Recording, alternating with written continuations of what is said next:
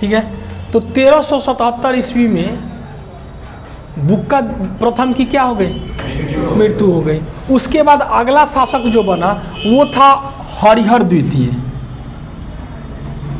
हरिहर द्वितीय, हरिहर द्वितीय जो है एगो महत्वपूर्ण कार्य किया है। इसने उस समय श्रीलंका पर आक्रमण किया था। हरिहर द्वितीय ने कहाँ आक्रमण किया था, श्रीलंका पर। तो इसका मतलब श्रीलंका पर अगर आक्रमण किया है, इसका मतलब क्या हुआ, इसके पास नेवी थी। पैदल तो आप श्रीलंका पर आक्रमण नहीं कर सकते हैं, तो इसके पास, इसका मतलब है कि नेवी, हाँ, जल सेना थी। उसी जल सेना के माध्यम से इसने कहाँ आक्रमण किया था, श्रीलंका पर आक्रमण किया था।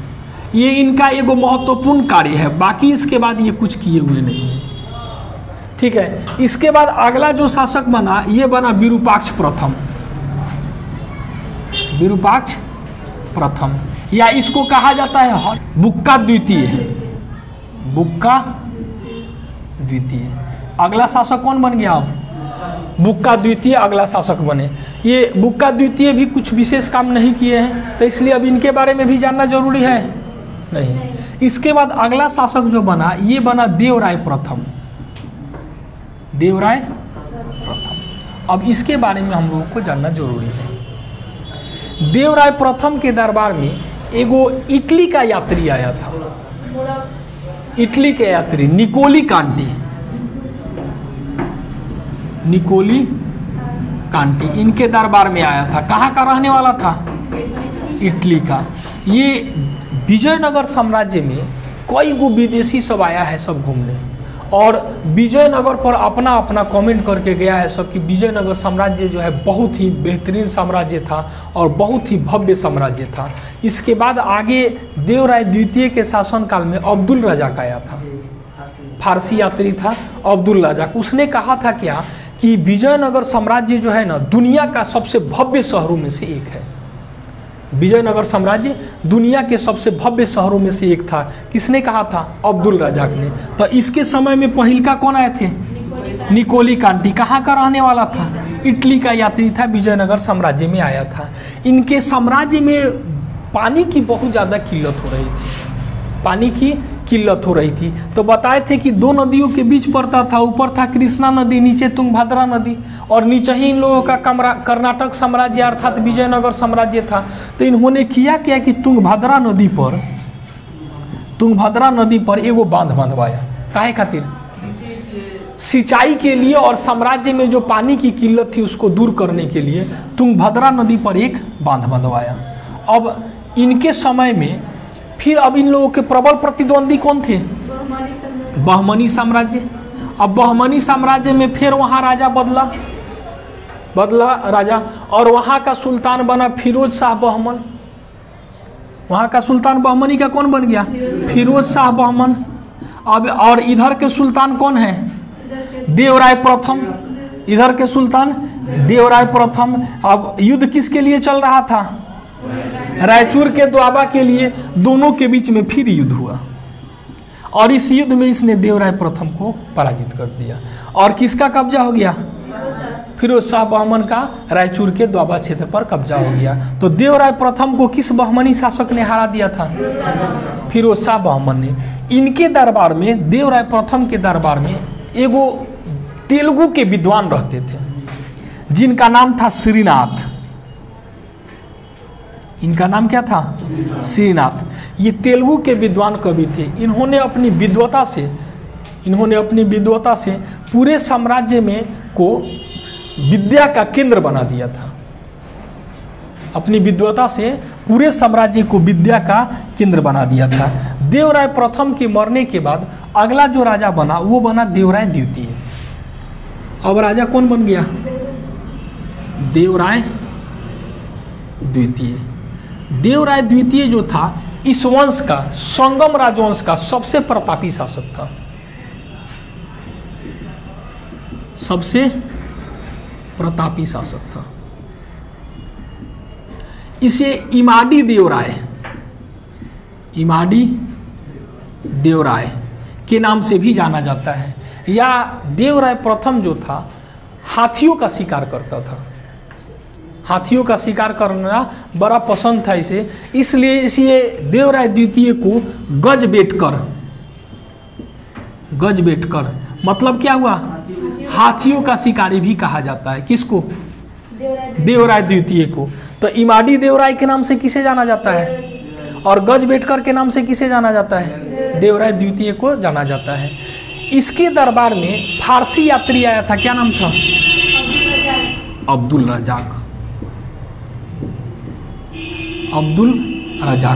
अब्दुल रजाक फारस। ईरान का पुराना नाम क्या था? फारस। ईरान का प्राचीन नाम फारस था, बाद में उसका नाम हो गया ईरान। जैसे हम लोगों के पड़ोसी देश है म्यांमार, म्यांमार का प्राचीन नाम क्या था? बर्मा, और उस बर्मा की राजधानी थी रंगून। अब उसका नाम बदल के क्या कर दिया सब? म्यांमार। और म्यांमार की राजधानी कहाँ है? नेपडियाओ। म्यांमार की राजधानी नेपडियाओ है। ठीक है, तो ये कहाँ का यात्री था अब्दुल रजाक? फारस का। ये एक पुस्तक लिखा है अब्दुल रजाक जिसका नाम है मतला ए शाहीन। मतला ए शाहीन किस भाषा में होगा जी? फारसी में लिखा था, फारसी लिपि है और भाषा उर्दू ही होगी। तो ये किस लिपि में लिखा है? फारसी में। फारसी में एक पुस्तक की नाम रचना की है जिसका नाम क्या है? मतला ए शाहीन। इस पुस्तकवा से हम लोगों को विजयनगर के बारे में विस्तृत जानकारी मिलती है। इसी पुस्तक में इसने लिखा है क्या, अब्दुल रजाक ने, कि विजयनगर साम्राज्य जो था दुनिया का सबसे भव्य शहर, मतलब सबसे खूबसूरत शहर कौन था? विजयनगर साम्राज्य था। और ये किसमें लिखा है? मतला ए शाहीन में। इस पुस्तक से हम लोगों को विजयनगर साम्राज्य की प्रशासनिक जानकारी की भी बारे में मालूम चलती है। प्रशासनिक जानकारी का मतलब क्या हुआ? वहाँ हाँ शासन व्यवस्था, प्रशासनिक जानकारी हम लोगों को किस पुस्तक से मिलती है? मतला ए शाहीन से। इस पुस्तक में ये लिखा क्या है अब्दुल रजाक कि उस समय विजयनगर साम्राज्य में लगभग 300 बंदरगाह थे। बंदरगाह का मतलब जहाँ पर पानी वाला जहाज लगता है। जैसे हम लोगों के स्टेशन पर ट्रेन लगता है, प्लेटफॉर्म कहते हैं लोग, हवाई अड्डा पर हवाई जहाज लगता है, वैसे ही बंदरगाह पर पानी वाला जहाज लगता है। आज भी दुनिया का 75 से 80% ट्रेड कैसे होता है? जल मार्ग से। एक एक माने जो नाव होता है, एक एक नाव वो 300-300 मीटर 400-400 मीटर लंबा होता है। एक नाव में कमो सामान अटता है ना, अगर जो विदेश से व्यापार होता है तो कमो सामान अटता होगा तो कम से कम 100 ट्रक का। क्या भारत का सबसे ज्यादा सामान निर्यात किस माध्यम से? जल मार्ग। यहाँ तो हम लोगों के शनिवार के क्वेश्चन में भी था कि सबसे ज्यादा किस मार्ग से होता है। जब आप लोगों को ज्योग्राफी पढ़ाए थे, ज्योग्राफी में जब जल मार्ग पढ़ा रहे थे तो वहाँ भी बताए थे कि सबसे अधिक ट्रेड कहाँ से होता है? जल मार्ग से। अब्दुल रजाक किसके शासन काल में आया था? देवराय द्वितीय के। इसके पुस्तक का नाम क्या था? मतला ए शाहीन। तो इसी में लिखा है क्या कि उस समय विजयनगर साम्राज्य में 300 बंदरगाह था। तो आज भी बता है 75% ट्रेड का मतलब व्यापार कैसे होता है? जल मार्ग से। तो जिसके साम्राज्य में 300 बंदरगाह होगा उसकी स्थिति कैसी होगी? बहुत बढ़िया।